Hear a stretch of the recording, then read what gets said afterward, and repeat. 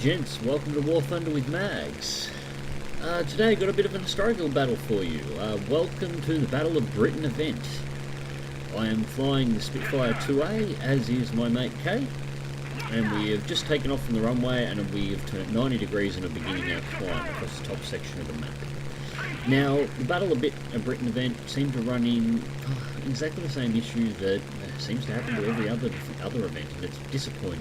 One side decided that the other side would always win, and so no one would queue. Now, in the case of this event, the Germans always had 3 times what they required in order to start a battle. Almost nobody queued up for the British. And this is unfortunate because it's not entirely true with this event. It is not as one-sided as you think it is. It just requires a little bit of tactics. Now, historically, the battle for Britain, the Germans would fly across the English Channel to bomb and destroy things on the British coast as an attempt to take them out of the war. They would obviously come across at altitude. The British, once they were detected, would scramble from the runways and move to intercept. This is precisely what happens in this event. The Germans show up at about 10,000 feet, about a kilometre, maybe 2, off the cliffs of Dover, moving in, and the British start off on the runway and have a climb. This is why a lot of people considered this event one-sided. The Germans can already outclimb the British, start with a 10,000 feet advantage. This isn't as true as it was in, say, the Iwo Jima event, however. The altitude advantage, why it would be nice to have it, is not absolutely required. Now, the problem with the Iwo Jima event was the Japanese aircraft were more manoeuvrable than the American Corsairs, and they also flown better, so they had all the advantages on their side. You had to take the advantage at playing as the US in order to win. In the British, the advantages are actually split between the two. The German 109s are faster and climb better than the British Spitfires. The British Spitfires, however, are more manoeuvrable and have a higher level of endurance. That is, they can take more fire, they carry more fuel so they can stay in the air longer, and they hold more ammunition. In the case of the Spitfire IIa, that is 8 7.7 machine guns. Now, the most common fighter flown by the German side in this event was the E3 109. Now, the E3 109 carries a 20mm cannon down the nose with only 120 rounds of ammunition. That's about 6 seconds worth of fire. Once that ammunition was out, it does carry well over 1,000 rounds for its MGs, but it only has 2 of them. The trick with this event, you don't have to take the altitude advantage. If you can, awesome, do it. Definitely do it. But you don't have to take it. You have to have great situational awareness, though. You have to be aware of where the enemy planes are above you. And the trick to do, which is what me and my mate Kay here are doing, we're going up to meet the Germans at altitude and try and hold the ones that are there. Because if we can split their team in half and leave half of their numbers up in the air with us, or as many of them as we can, and let the rest of the team fight it out with the low-level Germans, we have superior numbers, superior endurance, and more ammunition. We will cut the bottom out of them and only leave the aircraft in the air to be able to maintain the fight. We'll outplay them and outlast them. Now, the Germans don't start with a runway. For starters, they have to capture it. So low-level forces is very important on this map from the British side. The idea, you won't stop the Germans from taking their runway. You have to delay them for as long as you possibly can, however. The longer the better. The longer they don't have a runway, the longer that they can't refuel, the longer that they can't rearm. As I said, their cannons and the E3s only have about 6 seconds worth of ammunition. Their fuel loads, if they're coming out light, are only 20 minutes, and by this stage in the battle, we're already a good 8 minutes in, and they've been weaping hard to get that altitude, which means they've already nearly chewed out a full 10 minutes worth of their fuel. Using wet consumes more fuel, obviously. So they're on about half fuel load, they're running low ammunition, and yeah, we're just trying to run them out of resources. Now, I was watching this guy come in. What I was trying to do, I knew he was there, I knew he was going to boom us. I was trying to hold the last second to manoeuvre, to throw off his aim, not give him a chance to lead so he'd overshoot. Now, I held it too long. My mate Kay did it perfectly, no shots on him, so the guy came after me. I was a little bit slower. I did get a roll over there and try to put some rounds into him, but he was climbing away too fast. So I break out to the left, go back to climb. Now, the hit that I've taken, I took a big hit to the fuselage and a slight clip to the engine. I'm bleeding oil and coolant, but it doesn't seem to have impaired the plane too much at this stage. I'm not suffering any real performance loss. It's handling fine. I rocked the plane there before to make sure she was going well. So, decided I'm going to keep it up. Now, the trick to any endurance battle is knowing when to finally bail out and let the enemy take their advantage, when to stop holding them off. With this damage, I decided I can keep in this for a little bit longer, and I don't want to leave Kay up here alone having to fight. Well, we know at least one on 109. If there's one, there'll probably be two. He made a joke comment over comms there a second ago that I look very pretty with two different colours of smoke coming out of the back, so I thought I'd better add a few other colours to that. And the 109 pilot obviously saw the funny side because he pops his smoke as well, so he has twin green trails coming out of the back of his plane while I'm running twin purple. Is this a dogfight or an aerobatics display? I'll let you decide. So he's again moving into boom and zoom position here. So again, I roll the plane hard, and I'm trying to present the plane to him sideways. He gets a rear angle on me though. Wasn't able to maneuver enough again.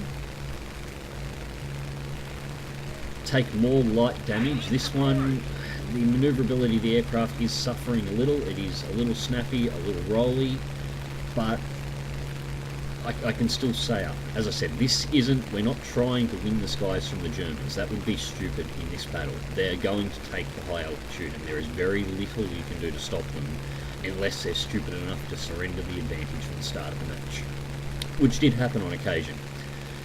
But all you're trying to do is a delaying action. You'll notice I'll flick the camera down fairly regularly. What I'm doing at the moment is me and Kay are the only two up here. And we're actually, I don't realise the numbers at this stage, we're actually holding off 3 of their 109s up here with us. So that's 3 E3s that aren't at low altitude at the moment. And I'm watching what our ground forces are doing and watching them basically mulch up the rest of the enemy team beneath us.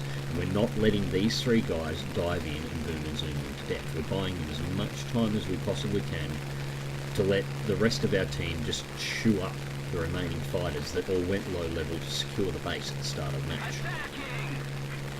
As you can see there are 2 more of them over their base, and we've got fighters all over them. So we've got to try and keep these guys up here for as long as we can and keep them out of the fight. And when we finally reach the point that we can't handle it anymore, we have to back out quickly and head to base for repairs. So I'm monitoring it through. Kay's now engaged both 109s at the same time. This thing is, well, when you look at it, I'm just over 220 kilometres an hour. It's not great, but I'm good for another pass.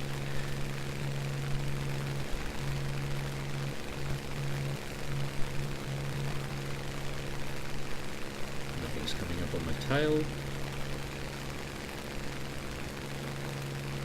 Kay's had to drop very low there.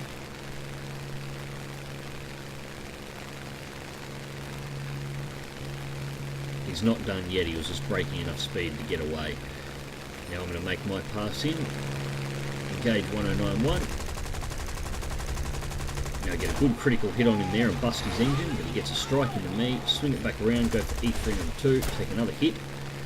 And this damage was more telling. The plane is really starting to rock around now. The engine damage has gotten worse. I've lost some of my elevator control. My ailerons are not responding as well as I would like, but I'm not done yet. I'll go again. I get another good strike on. That one just took out my right one. So that's it. This is the point. As I said, you've got to know the point when you've got to back out when you're fighting a delaying action. This is my delaying action. I've got to get out of here now. I won't survive another pass, but I've done my job. Another thing to consider when fighting a delaying action too is these fighters, as I said, these are E3s. 20mm cannon is their primary weapon and the bit that makes them so dangerous, but they've only got 6 seconds worth of fire. They've been busting a lot of ammunition out just trying to take us 2 down, and I'm now bailing out, and Kay is getting ready to bail out as well. He's just holding them off long enough for me to get the airspeed up to, well, basically get a breakaway with this much damage. He's still fairly intact. they're running out of ammunition. Those three planes are going to have to put down on that runway where our ground forces now basically have full control of the map in order to rearm those cannons. Without those cannons in play, those things only have two 7.7mm machine guns each. That's all they've got. And why you can kill a plane with a 7.7 if you can aim really well, and two 7.7s quite easily. Well, not quite easily. It's quite difficult to do. You just don't have the stopping power. So the delaying action has basically run three of their top aircraft out of ammo for their primary weapon system and kept them at altitude out of the fight. Now, my engine is shagged, it's just gone black. It's still running, but the revs have just dropped. If I had stayed in that fight any longer, I definitely made the right decision to back out. Yeah, I wouldn't have made it back to base. You can hear the engine RPMs dropping. The plane is really flying like crap, but so it should. Look at it. Unfortunately, Kay didn't make it out of that engagement as he was going to break off. The last E3 emptied the last of his ammunition, and that was the end of him. But we did what we needed to do, and I'm fully planning on making it back to base to avenge him.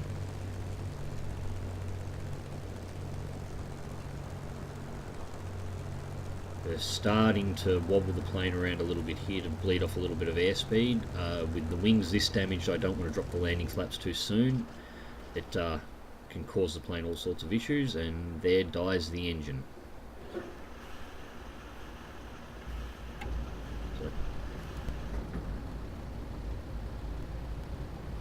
So wheels down, flaps down. This plane is rocking and rolling all over the place. It's got unstable lift center. It's constantly trying to lean itself in one direction or the other. Now it's getting a float on, and well,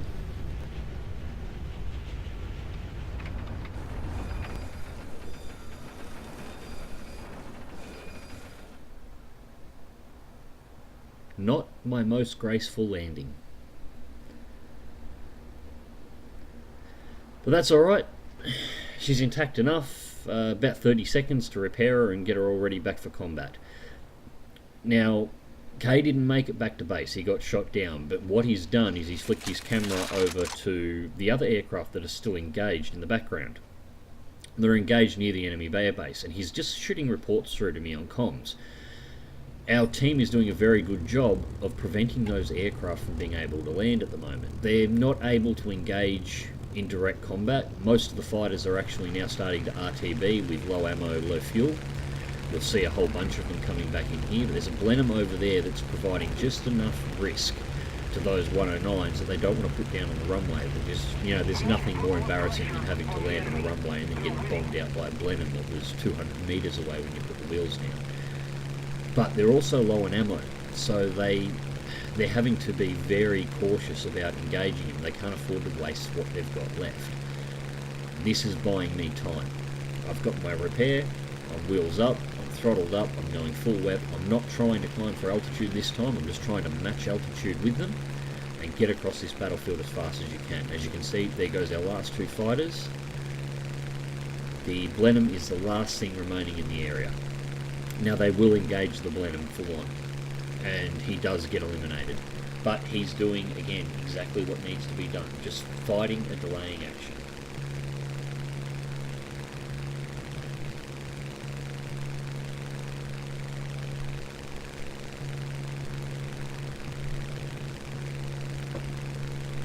Now I'm just monitoring over there, because there were three up, but one of them's gone down.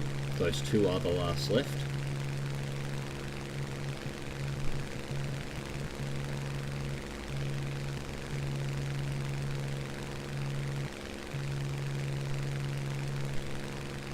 Actually, I don't think I've checked at the moment to see whether or not this is the last left. I still seem to be scanning the battlefield a lot. No, there is still three up at this time.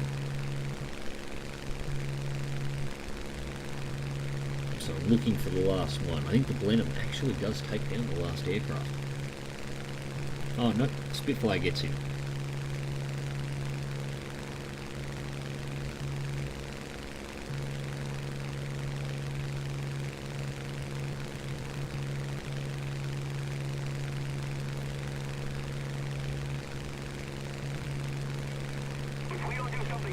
Now, as you can see, tickets-wise, we've been losing hard. The German forces that were down on the ground, we may have managed to take them all out, but they put a massive dent into our ticket counters.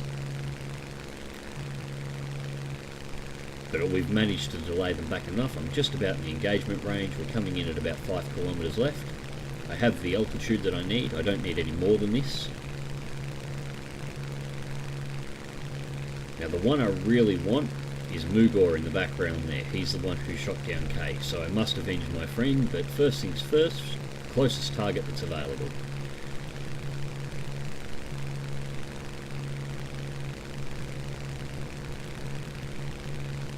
I'm just observing, he has got a Spitfire on his tail, and I don't want to kill Steel, but it depends on how long it's going to take his Spitfire to kill him. Now I'm seeing a lot of shots, I'm not seeing a lot of hits. So once again, time to manoeuvre in. If they're not going to kill him, I will. Just keeping my angle wide here, I want to just pick the right point. I want to take this guy out in one pass and go get the other one. So he's being engaged by the other Spitfire that's fighting a delay as well. 1.5k out, this guy is clearly trying to run. I've got the speed advantage.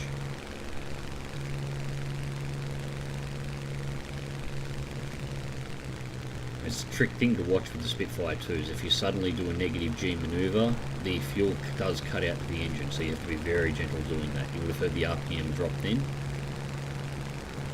This is historically accurate. It's not a bug in the software, or the programming of the game. The Spitfire was actually like this. It did not like negative G manoeuvres until they fitted the mid-fuel injection protocols. So we'll sit through, getting a little close together there, but it did look nice for formation flying. And there we go. Wing sheared off. Never underestimate the firepower of 8 7.7mm machine guns. So do the turn back. The other Spitfire's been eliminated, as has the Blenheim that was in the area, but they did their job as well. The last E3 that is remaining, Mugor, that shot down my friend, is low on ammo, is low on fuel, and his big 20mm is completely dry. So I have no problems whatsoever going nose to nose with this guy, because it's basically two 7.7s versus 8. I'll take the bet on the Spitfire every time for that. So it's watching where everyone is. Quickly checking out the flak batteries on the ground, seeing what fire I'm going to start receiving. There's the start of it from the ships there. And he's going to try and go nose to nose with two 7.7s. Okay, I'll do that. Kill number 2. Only 2 for this match, but we did our job. Held off the Germans, so our lower altitude forces could eliminate them basically from underneath the high altitude boom and zoomers, prevent them from being able to do what they needed to do to win, so our forces could win. A good defensive fight, and I just swing down at the end of this match here just to score some cheeky ground kills on their base before it's over. And I managed to nail 2, and the control lockout as it fades out there almost made me put it into the ground at the end.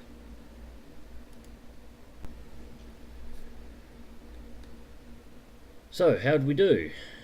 Well, I came in at 4th place. Kay came in a little bit further down, but we did our job. We fought the delaying action. We weren't there for the massive kill scores. 2 kills, so I matched the kill score of everybody else on my team. Final blow, fighter and bulletproof awards. 35,246 silver lines and 21,990 XP. So yes, there's the Battle of Britain event, fought by the Brits, giving the Germans a high-level altitude advantage and still managing to take the win right out from underneath them. Hope you've enjoyed this video. If you did, please click the like button. Subscribe if you want to see more. Until then, fly smart, fly safe, and I'll catch you in the skies.